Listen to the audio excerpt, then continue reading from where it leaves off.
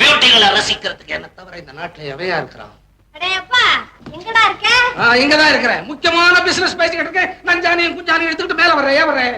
ஒண்ணு இல்லடாப்பா, என்னமோ இந்த ஊர்ல புதுசா சர்க்கஸ் வந்திருக்கான்.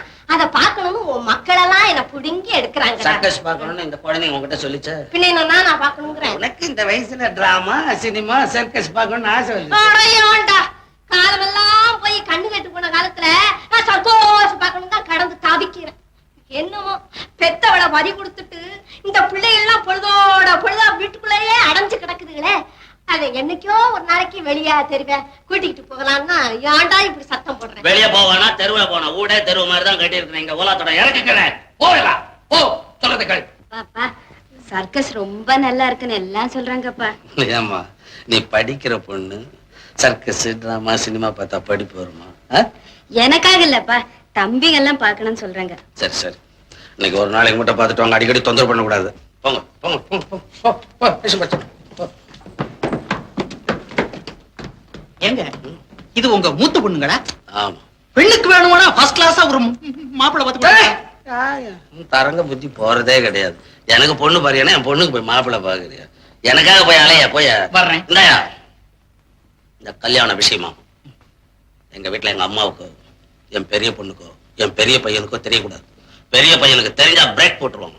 ஆமாங்க, நான் அடிக்கடி வந்து போயிருக்கிறேன். உங்க பெரிய பையனை நான் இங்க பார்த்ததே இல்லைங்களே. பார்த்ததே இல்லையா? என் முகத்துக்கு நேர் விரோதமான முகம், என் குணத்துக்கு நேர் விரோதமான குணம். வீட்டு வாசல்ல பொம்மை கடை வச்சிருக்கான், அவனை பாத்துக்கோ. நீ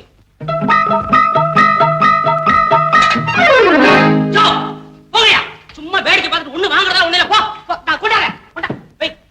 ஏமாந்தா அப்படியே எடுத்துட்டு போயிடுறது. இப்படித்தான் போன தடவை பட்டாபிஷேகம் செட்ல பரதன் தலைமையில வச்சிருந்த செருப்பு சதைய காணும். இன்னதான் திருடுறதுன்னு கணக்கு எல்லாம் போச்சு. ஏன் தம்பி நீங்க தான் பெரிய சாமி உள்ள மகனா?